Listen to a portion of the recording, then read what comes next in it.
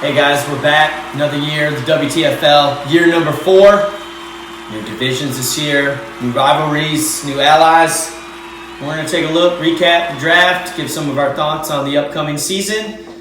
And hopefully you guys agree with our opinions. And if you don't, well, that's the fun of it, isn't it? So we're going to start with a draft recap. And I think we're all pretty much in agreement that the worst pick in the first round was A.J. Green. Not the player, just the situation. Not going to play for the first month. Seems like a waste of a pick with other guys on the team. So we're going to do a quick recap who we think had some of the best drafts this year. We're not going to go with individual picks. We're going to go with the draft as a whole. And we're going to talk about some people that we think did really well. I'm going to start. I really like what the Nasties did this year. The experts don't agree. He's ranked near the bottom of the league, but that's all right because his first 4 draft picks all can easily turn into keeper-level players. And I feel like there's not a lot of floor there, but there's a ton of ceiling. And if all these guys reach their potential, that's going to team that's going to steal some games and hurt some people's playoff chances late in the season. What do you guys think? Whose draft did you like? I really like the Kozars. I mean, he also did well with his wide receivers, Tyler Lockett, D.D. Westbrook to pair with Brandon Cooks. Both ones on their team, both high upside guys. He's got Kelsey as the foundation, Josh Jacobs. I mean, he could be a great keeper at the cream hunt in the 7th. It's going to give him value later in the season. So I'm going with Kozars with the draft. Yeah, I love the Growlers draft. But first, thanks for the shout out for the Nazis. But no, I love the Growlers draft. I think he did well with his extra first round pick. Picking up with his first pick, he picked up Kerryon Johnson, who's going to be a star for years to come. And then picking up a tight end in Ertz, that's just a hell of a pick. So I agree 100% on the Growlers. I like what they did. We all knew he was targeting Kerryon Johnson. No surprise there. You got one of the top 2 tight ends in Ertz. Tyler Boyd is your wide receiver 3. Like, that's a guy who's probably a wide receiver 2 on a lot of teams in other leagues.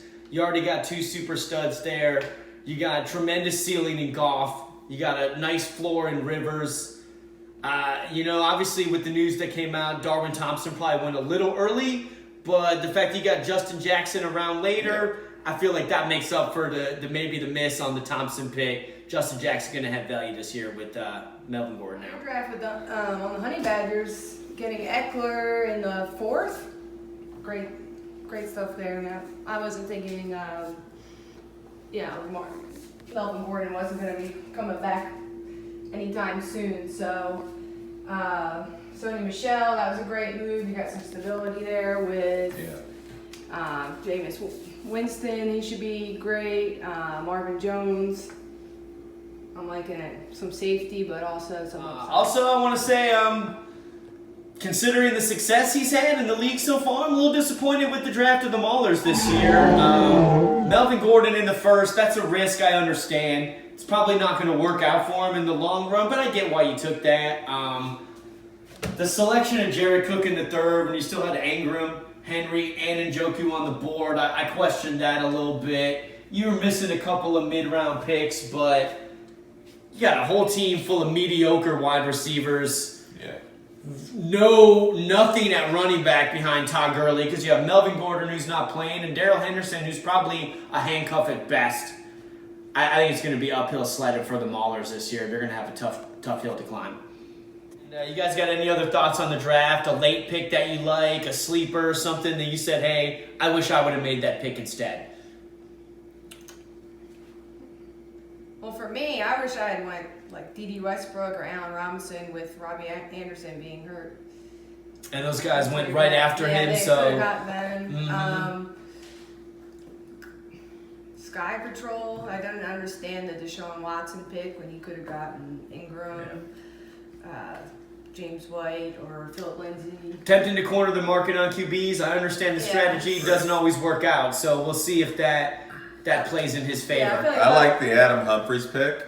Okay. I'm a Tennessee Titans fan, and everything coming out of Tennessee is that they're going to be more ball control, move the chains, and Adam Humphries has proven that he can be that guy. So I like that pick. Yeah. A lot of volume in Tennessee. 11th round there for Humphries. I mean, it works out to a 14th round pick for a guy who's arguably going to lead his team in targets. You can't really do much better than that. He was drafted around Mohamed Sanu, third receiver on his team, and Kelvin Harmon, probably not even going to get any looks this year. So I got no issues with Adam Humphries. That's a great pick in round 11.